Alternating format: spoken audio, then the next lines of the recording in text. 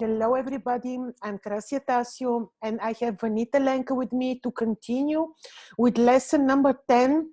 Like we do every Sunday on Prashna, we spoke about the Lagna, the examination of Lagna, the ascendant. It was great lesson, Vanita. And now we continue with the success and the failure of the query, as you just told me. Please, thank you, Vanita. Please continue.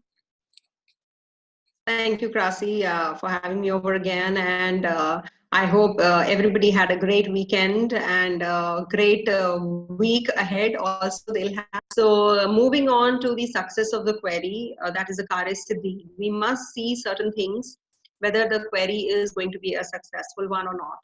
See, it is actually dependent on the combinations and the presence of favorable fulfillment, for the fulfillment of the query, favorable planets and favorable circumstances, as I told you, omens also and stuff, so we're going step by step. So we must consider each and everything before proceeding for the success of the query. You see, there are certain queries that, also. Suppose if somebody is coming to me, I will pick up the Prashna Kundli and I know that this person is coming to me for a particular query. That happens. So, these are called the Mook Prashna, which are silent questions. So, it is sometimes imperative to know the desires of the queries, even if you know the query. But it is imperative that you wait for the queries to ask, the question. Oh, yeah. So, yeah, so it happens. So, then, you must ascertain the principles of the Mook Prashna, which I will be sharing with you. The Mook Prashna is the silent query. You should follow certain principles for that also, which I will be sharing in my forthcoming videos. So from a particular chart, we have seen, suppose, the 10th house of the Prashna chart is getting activated. And there is some movement or transfer for the native. And the queries comes and asks the question whether there is any likelihood of a transfer from the job or not. Is it possible for me to get a transfer or a promotion or something to do with 10th house? Just a question, yes. Vanita, for the people. I have idea, but just clarify, please. What do you mean by activating certain house? Okay, activation, yeah. See, if some planets are, especially, we have to see the position of the moon. If moon is in the 10th house, actually, moon is the only planet. You see, Saturn will be there for a long period, sun will be there for a month, rest of the planets will not move before a month's time. But moon is moving every 2.5 days. So what happens, we have to consider and then of course after moon comes the ascendant, that is the shortest, that is 2 hours duration. So we have to see, then we come to the nakshatra later on. So that's how we are bifurcating. We are just coming down to the smallest portion of the query. So if we see the moon is in the 10th house, so 10th house is as it is getting activated, and suppose a movable planet or it's in the movable Rashi or sign, then we say, okay, this person is coming for asking about the transfer.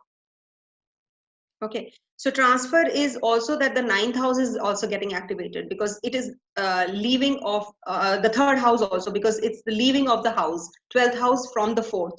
So we have to see the 3rd house also.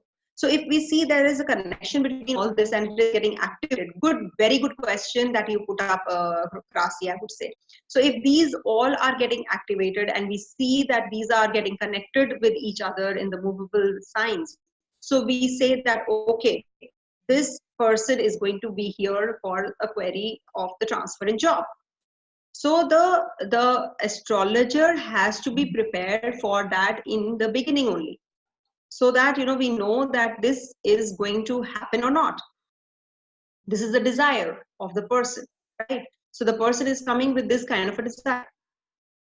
So coming to the if somebody is definitely in such cases, it is advisable to ask the queries to whether he really wants a transfer or not.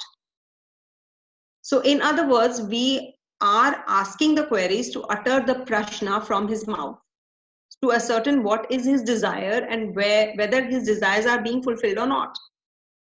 The entire complexion of the Prashna revolves around his desires in the same way as the analysis of the Prashna chart varies depending upon the nature of the query. So the desire of the querist is linked with the mental inclination to make efforts, or in other words, undertake, that is the karma for its accomplishment. So as long as there is a burning desire in the mind of a person, there emerges a similar aggressive desire to make efforts for its favorable accomplishment also, right? So it has been rightly said that to achieve something in life, there has to be a desire and a craving and a yearning, and that is why it is connected with the Prashna now. So until unless you don't have the desire, you will not be able to get the Prashna right. It is a direct method. So it becomes very simple to ascertain whether his desire will be fulfilled or not, if the desire is actually a burning one. So that is how, you know, these things work. So how we will check that? We will see, as I told you in the previous video, Shirsh Uday Lagna is generally favorable for the fulfillment of the query. So I had given you few Lagnas, few rising signs. So that is a favorable one. Then you see the condition of the first house, condition of the first house Lord, see the condition of moon, whether they are posited in the auspicious houses in the Prashna Kundali. Is the Lagna occupied or aspected by the benefics or not? Is it getting the strength or not? Is it an auspicious one or not for the Karya Siddhi, for the fulfillment of the query? We have to see that. Then we have to see the quadrants and the trines, whether they are occupied by the benefics or malefics. That is a very important part. Then we have to also check the 8th house condition and 12th house condition, because 8th house is a very deep house, as we know. 12th house is our it gives the divinity, it gives the mental bent of the astrologer also, it shows. So we have to see that they are auspicious or inauspicious. Suppose malefics in houses 3, 6, 11, they are considered beneficial, they are considered favorable. So 8th house and 12th house should be free from malefic influence. We have to make sure that they are free from the malefic influences, including malefic aspects. 3, 6, 11 is okay, but 8, 12 have to be free from this. The next point is the disposition of the Lord or benefics in the quadrants or the trines. That is also, favorable. Suppose we take 4th house and 4th Lord. Okay, so that is the Kendra house. Okay, and and Kendra trines from 4th house can be, if occupied by some benefic planets. So from 4th house, suppose in the 9th house also there are benefics or malefics, as a matter of fact. I will come to the unsuccessful later. So success is when 4th house is connected with the trine 9th house and it has benefics. So we will say that this work will be done related to that particular query. Suppose this is an example, 4th house example I've taken. The next is when the first house Lord or any house Lord, which is under the query, is hemmed between benefics. Suppose Jupiter has either side also benefic planets, not the nodes, not Saturn, not Mars, even Sun, as a matter of fact. But Sun and Jupiter are friendly, so we can say that it should be in Shubh Kartari Yoga. So that gives strength to that house and gives favorable results. Then we see the benefics in 3, 5, 7, and 11 houses. We must see that if benefics are there, then the results will be good. In fact, any planet in the 11th house is considered good, that's what I've always seen. So when you erect a chart, Prashna Kundli, then you should see the condition of the 11th house also. So benefics should be posited in the biped signs of 3, 6, 7, 11. Benefics in the 6th house prove beneficial. You see, these are the points. You have to consider these points. You cannot ignore them. Whatever the query is, you have to consider these points. If benefics in the 6th house prove beneficial, as it leads to victory over enemies, so we should see that. Whereas 8th and the 12th house should be devoid of any planet. These are, see, 6, 8, 12, as we say, are the dusthanas, are not considered as the pious places. So if these have, I prefer, as in like, obviously we cannot prefer anything in astrology, but I prefer that, if these are vacant, if there are no devoid of any planets, if these are devoid of any planets, it is a success of the query, of the work. So if there is, but yes, if there is a planet in the 6th house, which is benefic, still it's okay. Yeah, you want to know something? No, I'm just, yes. I was just saying that maybe we have to give, like the next lecture maybe should be on examples, because then you really illustrate, just like showing 2 charts and just showing examples how this works. This was my point of view. Okay, sure, I will do that. So a planet in exaltation, this is also very important. A planet in exaltation at the time of the Prashna, friendly or Mool Trikon, as we say, enhances the significations of the house where it is posited and gives favorable results. Yes, you rightly said I need to give examples to explain this. Yeah, just maybe 2 charts to illustrate. Sure, I will do that. Then in all these above combinations, the aspect of the planet is considered more powerful. We have to see the aspect of the planets. So then the placement of a planet in that house, provided the 2 planets are in close degrees also. Suppose there are 2 planets in one house. So we have to see not just the aspects, we have to see if there are 2 planets, are they in close conjunction? What are the degrees? So if they are not that close, then again, it becomes powerful, right? For the Karya Siddhi. Then benefics in the 7th or the 10th are good for appointment or position, status. So when the Lagna Lord, the first Lord, or the significator of that house which is under query are related to Karya Siddhi is possible, and desires are fulfilled if they are connected to each other. Suppose if somebody comes for travel, and if you see that the Lagna rising is suppose not right now, because right now Sagittarius has Saturn. So if Saturn was not there in Sagittarius, so if we see that the rising sign is Sagittarius, and it is a significator of travel also. Okay, so when you see that when Jupiter is aspecting the first house, Jupiter is also for travel purpose. We see that. So if it is connected, then we say that okay, you can travel.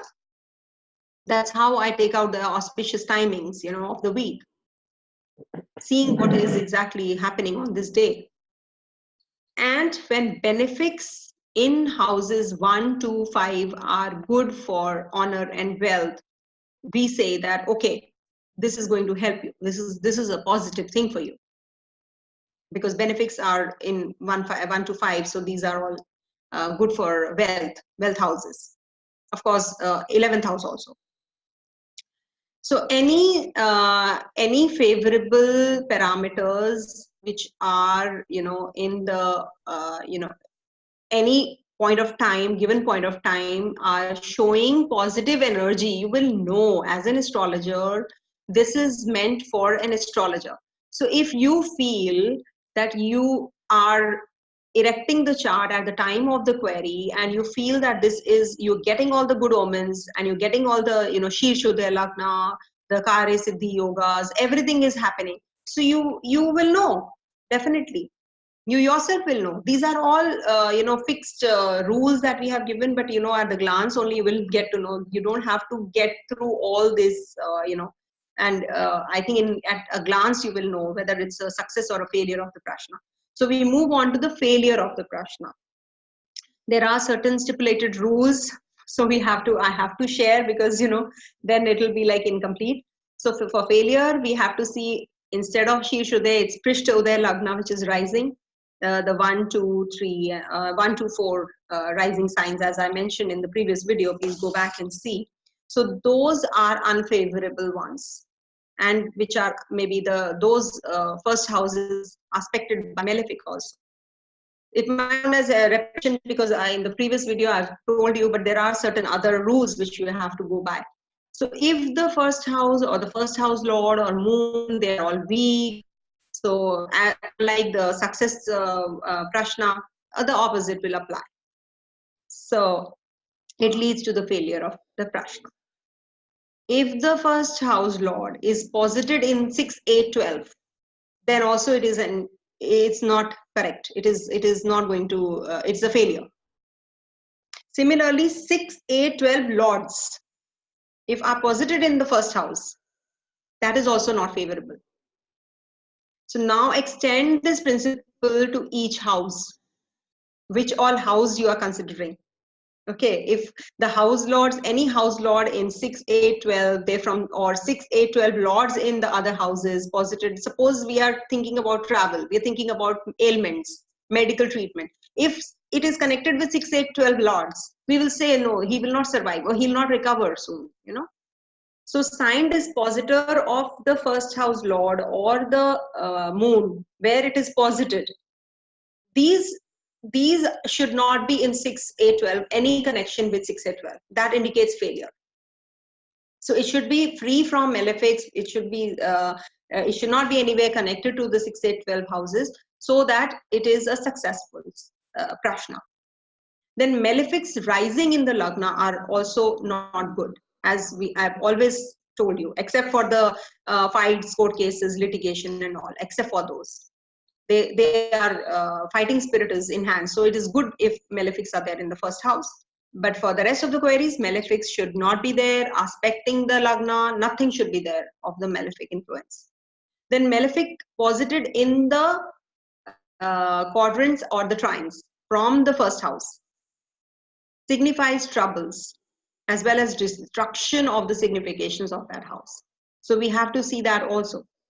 Malefics influencing 8th or 12th house by position or aspect of, that is also unfavorable for the Prashna.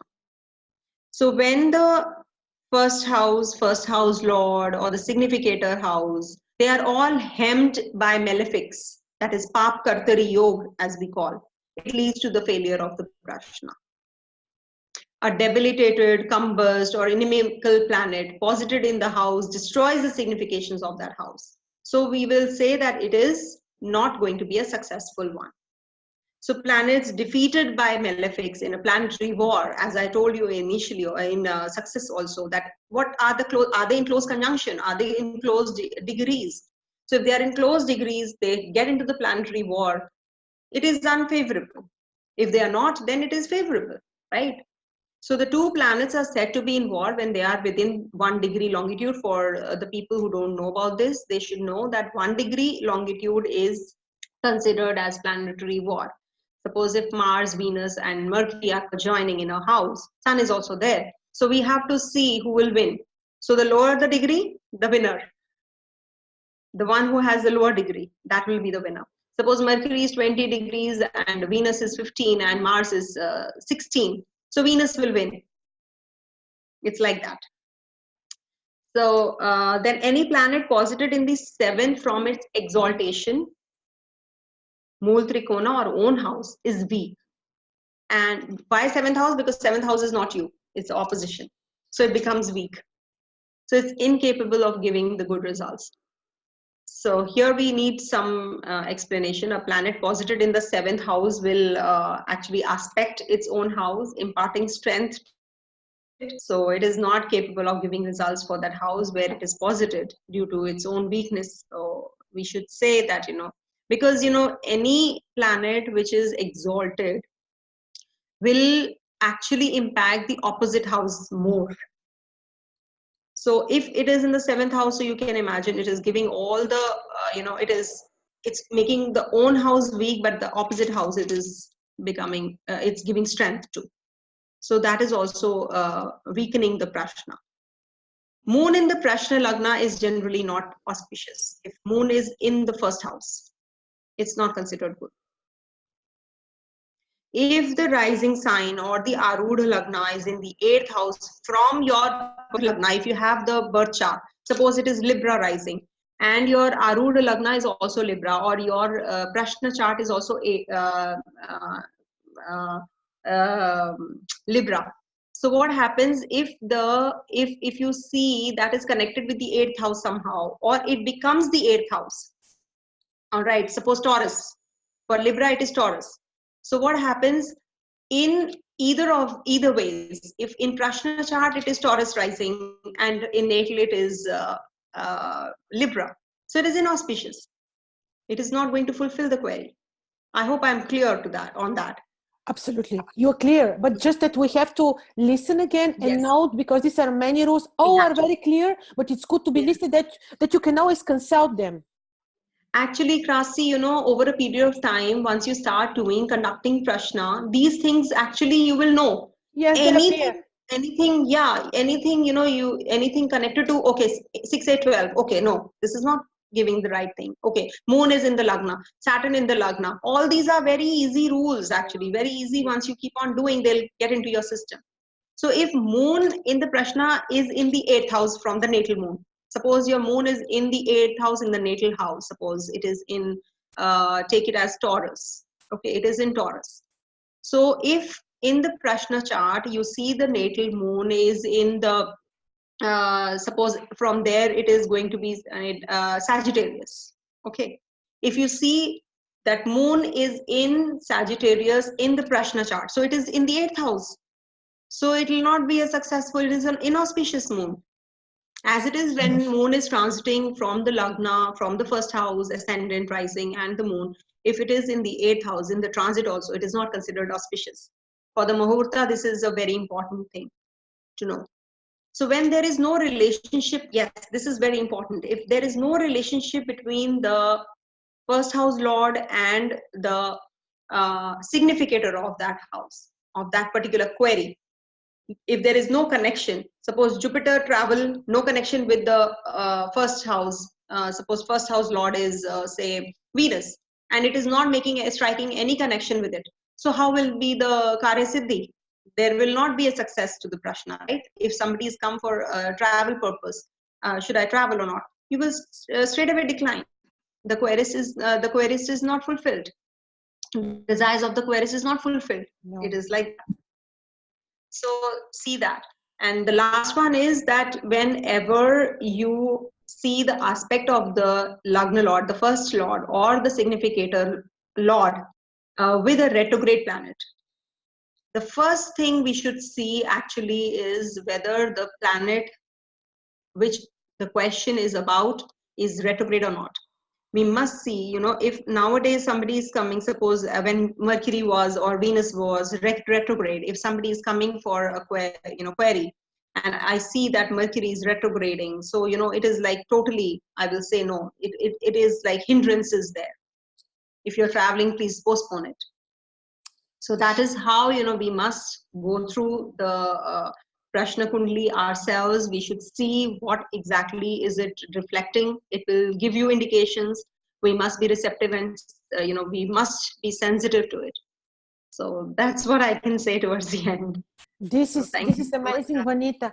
And I would just say, feel like saying this, because since very long I've been doing the Horary astrology, which is known, mainly to the Western world.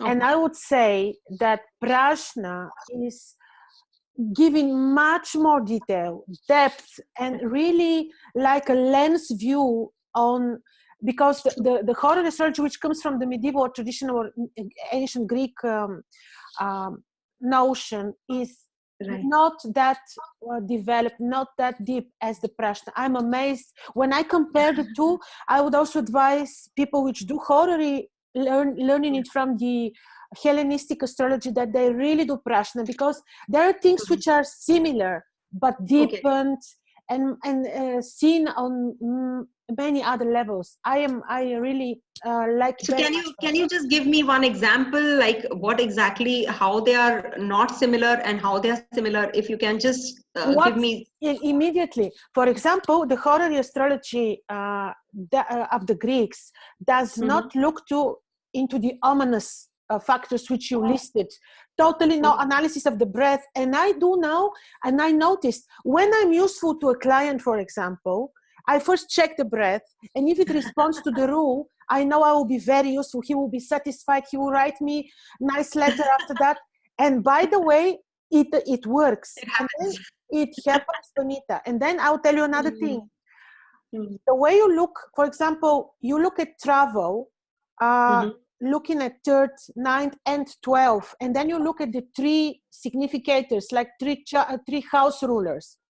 In the Horary astrology that we know, let's call it traditional, they would look for short travel at the 3rd, for long distance travel at the 9th, and the 12th house will be ignored, which is not correct, because the 12th house is about exile, leaving your country, So I feel that you really need to look at the 3. By the way, maybe it was intuition. I would look in the past also at the 3.